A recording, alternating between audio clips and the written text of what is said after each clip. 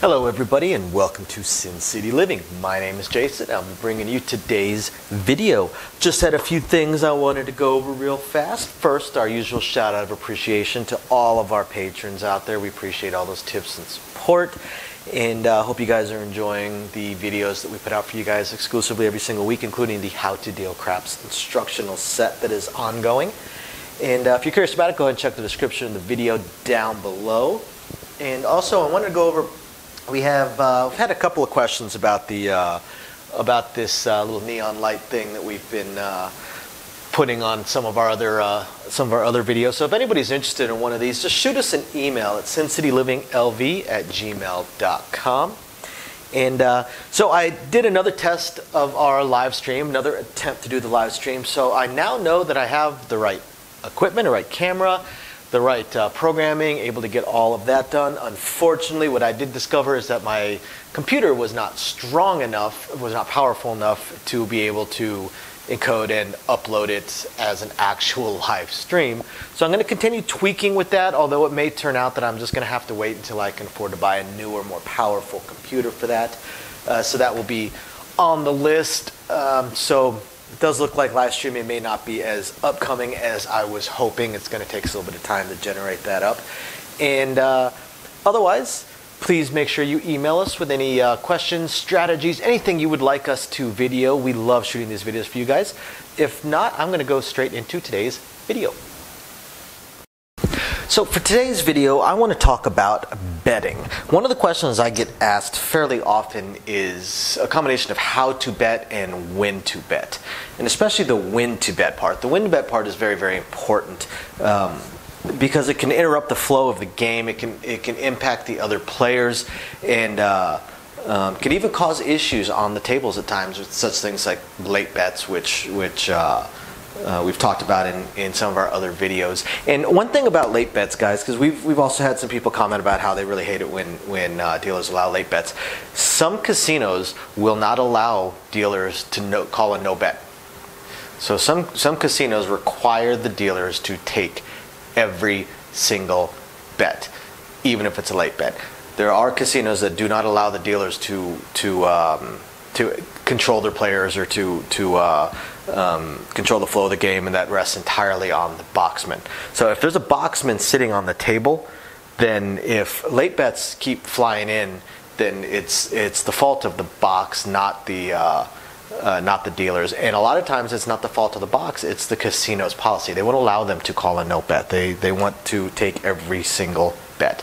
They may keep reminding players over and over again, but they're not actually going to be allowed to no bet them. Now, outside of that, when should you bet? The first thing that to cover is when should you bet with some of these bets. Then I'm going to talk about how you should bet with the more common bets. The verbiage can be helpful. So obviously with the pass line bet, the don't pass bet, things along those lines, when there is no point, you want to bet them while the dice are still in the middle. That's pretty much all the time. Pretty much every bet you want to bet while the dice are still in the middle, before they move. Now, a good dealer is trying to sell the center action before there is a point. The dealers should be saying, hey, get your pass line bets down. Anybody want any C&Es, crap checks, horn bets, high lows, high low yos? They're trying to sell that center action, and they're also trying to tell people, hey, if you want to make a bet, now is the time. Make your bet now. So this is the time where you want to make your pass line bet or your don't pass bet or your field bet, okay? You want to make it while the dice are in the middle. This is where you want to throw in your C&Es and your horn bets and stuff like that. One thing that catches some people up when they're trying to be polite is they see all these bets flying in, so they're waiting. They're holding on to their checks because they don't want to, they don't want to have 9 bets come flying in all at once. They're waiting for the dealer to finish up. And then what ends up throwing them off is as soon as the dealer sets up the last bet, they move the dice. And now they're like, well, wait, I want to bet. Now they end up throwing in a late bet when they were trying to be polite and not overwhelm the dealer, I guess is a good way to put it. So now this leads to frustration because then they throw in a bet. They're told, hey, you got to get your bets in a little bit earlier, and they're like, well, I was trying to be nice. I was trying to, it didn't look like the dealer was ready for my bets because the dealer moved the dice immediately. Well, that's the thing, is that it's a very, very fast game, and the dealers are used to and expecting a bunch of bets to come flying in. So once they finish setting up the last bet, if they haven't heard of another bet come flying in, then they're just going to move the dice. They assume everybody's done and they move the dice. So that's definitely an important thing. You don't have to worry about being super polite about it, about overwhelming the dealer. Don't worry about that. Throw your money in. Don't throw your money into the center. Do your best not to have your chips land in the center. One thing that we do tell people is to practice how you throw your checks. You know, throw them flat, a little bit of a spin so they land flat. A lot of people end up throwing their checks out and they hit sideways and they roll across the entire table. Just throw them flat, spin your hands. They're going to splash a little bit, but they're not going to splash too far. And if you aim them for right around here, they should end up hitting. And like even if you throw it from all the way over here, they should end up hitting and they don't go very far. You don't want to splash into here where all these bets are. That's how bets get lost, how bets get messed up, how chips get lost. So throw them so they try and land somewhere around here and call your bet out. Don't keep repeating it. Don't throw in, don't say, you know, I want a $15 horn high yo, $15 horn high yo. That's a $15 horn high yo, $15 horn high yo. That's my horn high yo, $15 horn high yo. Because at a certain point, the dealer's going to be like, dude, we got you. Relax. You know, throw it in there. And those chips sitting there are a sign. Now, if they move the dice and leave those chips there, that's where by all means repeat your bet loudly so the dealers or the box hear it. They're probably not going to set it up because they've already moved the dice, but that is a mistake on the dealer's part. The stick dealer, once they finish setting up their bets, they scan their layout, and if they see more chips sitting there and they didn't hear the bet, a lot of times we do hear it and we're getting to it. We're finishing this player and the player that threw it in after that and the player that threw it in after that, but we heard your bet and you're fourth on the list and we heard your bet, we've got you. So the dealer's going to finish and then they're going to grab your bet, set it up. Or if they didn't hear it, they're going to scan their layout, they're going to see chips laying there, and they're going to look at the dealer and say, hey, what is this? Because this dealer, the base dealer, should have heard your bet and should know it. If they don't, then the base dealer's not doing their job.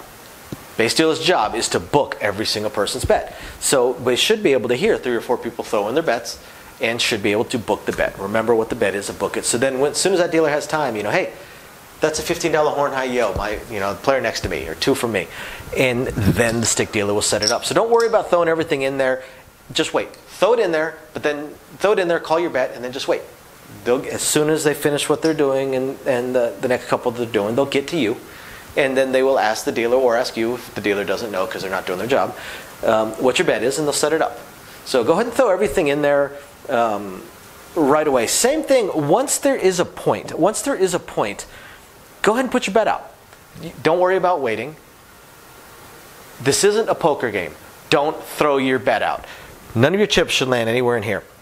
If you have bets for place bets, you put it out here. You put it in the cum, place it in the cum. Don't throw it, place it in the cum, and let the dealer know what your bet is. And again, only say it once. They may be setting up a couple other people's bets or talking to another player like, hey, what is it you wanted? Well, okay, it's going to be this much. Because sometimes players will ask, how much is inside? How much is across? So we're answering their questions, and what we don't need is someone that is going, 52 across, 52 across, that's my across, 52 across, I want all the bets, 52 across, give me every single number. We have players that'll do that. It's nonstop. All the numbers, that's mine. 52 across, give me 52 across. Hey, I'm betting all the numbers. We're like, dude, do you not see us setting up all these other bets? We've got you, we'll get to you. A lot of players seem to think they're the only player on the table. And same thing, like I said, don't throw your bets out.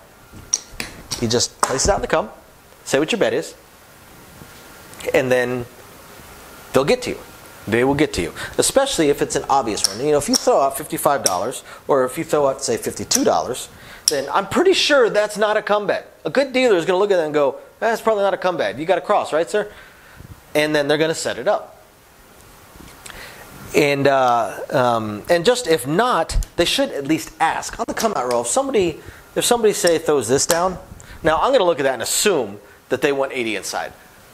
But I'm going to look at it, especially if it's placed out there properly and it looks neat. But before those dice ever move, I'm going to go, do you want the inside or is that a come bet? And then let the player answer us. One of the very frustrating things there is when people get all butthurt about that, like, wow, it's in the cum, I put it in the cum, that's a cum bet. Well, we're just double checking to make sure because you put it in the proper place if it was also place bet, so we're just making sure we've got your bet right. So just place it in the cum. You know, if we got like 5 people's bets out there, that's okay. That's okay, because that lets us know everything we need to do to finish up. You know, once we have set down, actually before, if I've got the last person, if 3 people throw their bets out there, and I've set up 2 of them, and I get to the 3rd person, okay, you want to cross, you got it. When I get to about here, the dealer's going to move the dice. So again, if there's a polite player that's holding on to their chips waiting until I finish, they're going to get stuck. Why are they going to get stuck? Because the dealer the stick person has heard no other bets, has seen that I set up every bet that was thrown out there, and then I'm about halfway through, and that I will finish long before the other player even gets close to grabbing the dice. So he's going to go ahead and move the dice. He's going to go ahead and move the dice. We're going to get a roll. So again, put your bets out there early. Don't hold on to your bets. Same thing with field bets, with odds, with lays. Put them out there while the dice are in the middle. There seems to be this thing with some players that will pick up the chips from the rail that I know they're going to bet because they bet a field bet every single roll, and they're holding it. And we tell them, hey, if you got to bet, now's the time to bet it. If you want to bet the field, now's the time to bet it. And they ignore us. They won't even acknowledge us. And they just sit there holding it because they're waiting until the shooter, picks up the dice. And then for some reason, that seems to be a thing for a certain set of players. And it makes no sense. I mean, it might be I think it's a superstition thing. Part of it is a superstition thing. Part of it is for some of them, they think they look cool when they're doing that. But in reality, they look like jackasses, frankly, and the other players absolutely hate it, and they'll start complaining to the dealers in the box. Like, dude, tell that guy to get his bets in earlier, or they'll start saying it directly to the player. So get the bets in early, and same thing once the dice roll. While we are paying you, that doesn't mean wait if you have any other bets. If you have any bets in the center, unless you have no chips in your rail, if you have any bets in the center, make them. Make them before we pay you. Make your bets, or while we're paying you, make your bets. Because again, as soon as I start cutting out the payout to the last 1 or 2 payouts, the stick person's going to move the dice. They're going to move the dice because I'm going to finish long before the shooter has the dice in their hand, and they don't see any other bets coming, so they're going to move the dice. So the next thing you know, I hand off money to somebody and they go throw a bet in, and we're yelling at them like, dude, stop making late bets. I was waiting for my money. You have $300 sitting in the rail. Why are you waiting? You know what your bet is, make your bet. Because again, this is a very fast game. As soon as it looks like nobody else is making any bets, we're going to move the dice. Okay, if you have a bet and you don't know exactly how much you're betting, you're still, because sometimes people are sitting there picking through the rail and trying to figure out their bet. We can see it, and we wait for a second, like, you're going to make your bet, okay, and we move the dice, and then they grab, I want to bet this or that. And they were picking through their chips. They were trying to figure out how much they want to bet, how much their bet was going to be, so on and so forth. I get it. What you do before they move the dice, say something. Use your words. Just say, hey, I want to make a bet. Just give me a sec. Or hey, I want to bet I want to bet something. And as you're flipping through your checks, trying to figure out how much, hey, I want to bet a horn bet. Hold on. Because if you say, hey, I want to make a bet, they're going to say, okay, what would you like to bet? They're going to stop. They're going to pause. They're going to give you time, as long as you're not, come on, so you got to make that bet. Okay, no bet, we're moving the dice. But if you say, hey, hold on, I want to make a bet, then the sick person will stop. Even if they start moving the dice, as long as they're still in the center, they're going to stop and say, okay, cool, what is it you would like to bet? I want all the hard ways for $20 each and a horn high-yo, and then you throw your money in. Fine. Cool. It's not a late bet. Nobody's mad at you. Perfect. Just say something. Use your words. Same thing with, let me move this over here. Same thing if you want to do any presses. If you want to do any presses, tell the dealer before they hand you their money, before they hand you what you have won. If a 6 rolls and you want to press the 6 and 8, you don't want to wait until we hand it to you and then say, oh, press the 6 and 8, or pick your money up and then throw us $12 and say, press the 6 and 8, or press the 6, or press the 8, whatever it may be. Because you just slowed us down. We're already finished with you. We've moved on to the next person. Now we have to circle back around, and we have to set your bet up. And we have to set your bet up, frankly, the long way, because generally for most presses, there isn't a efficient, quick way for us to do it if we know. If we know. And there is nothing more frustrating to the dealer than once they've seen you do this a few times, they're going to start asking you. If an 8 rolls right now, the dealer is gonna say, same bet, sir, same bet, and you haven't said anything, so we're gonna go, okay, cool, here you go, and we're gonna move on to the next player, and then press me 1 unit. It's like, oh my God, come on, we asked you same bet like 3 times. Because if you tell us press me up 1 unit, we can do it just almost as fast as we can pay you, and then we move on to the next player. We don't have to stop. So again, with those bets, let us know before we pay you. Now, one question that people have asked is verbiage. What is the proper verbiage for bets?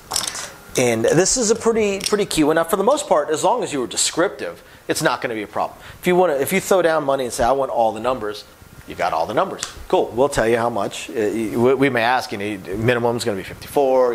How many units do you want? 2 units, minimum units, 5 units. What do you want to do? Or if you say inside, or you could say 5, 6, 8, but inside is just a little bit more efficient for you. Or across, that's going to be a little bit more efficient for you. The big thing that I always recommend is that you tell us how much. There is nothing worse than having a player go, give me a cross. And this happens on late bets. Or somebody say, give me a cross. No bet. If the dice have already moved, no bet. If you don't tell me exactly how much you want, I don't know if you want 54 across, 81 across, 108 across, and expect change. I have no idea.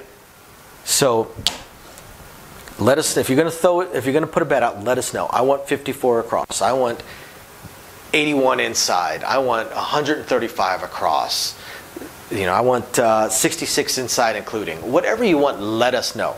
Okay, and inside including would be including the point. Across including would be including the point. Because if you just say across or inside, we're going to assume that's without the point. Doesn't matter that you don't have a pass line bet. A lot of people that don't have pass line bets won't bet the point once it's marked. So if you want to include the point, you have to specifically say that you want to include the point. Lays. If you want to do a direct lay, you can say lay the 4, lay the 10. Same thing, tell us an amount. Don't just say, I want to lay the 4. Okay, well, how much do you want to lay the 4 for? $100 note 4. Well, do you actually have to owe us money then? You got to throw us $2. Which is another reason why on direct lays, late bets will often be a no bet call. Because most players will not throw the vig in, and it's not a bet if we don't have your vig, and most players won't tell us the amount. Right? Got to tell us the amount. If you say, I want a $90 no 4, you got to bet. Right? So you could say lay the 4, lay the 10. You could also say no 4, no 4, no 10. Right? Which is why, if you want, say, up, down, let's say you want the 5, 6, 8, and 10. Don't throw your chips in and say no 4. I have people that do that. What they're in their head, they're thinking across without the 4. But when you say no 4, to us, that's a direct lay of the 4. That's what that means, is I'm doing a direct lay on the 4. That always leads to confusion when people say no 4, no 10 when they throw money in, and they meant place bets excluding that particular number. So you want to be detailed and understand that no 4, no 10, no 6, no 8, no 5, no 9, that is an actual proper call for a direct lay bet. That's not like a nickname or slang. That is the proper call for it. So if you mean a cross without that number, you are actually using the call for a different bet. So it's very, very important you don't do that. Same thing for center action. Center action, you want to tell us the amount. Always tell us the amount. Even if it's obvious, even if you throw in $5 and say I want to, wow, that's why you throw them flat. Even if you throw in $5 and say I want a horn high yo, that's obviously a $5 horn high yo. But it's best to say give me a $5 horn high yo.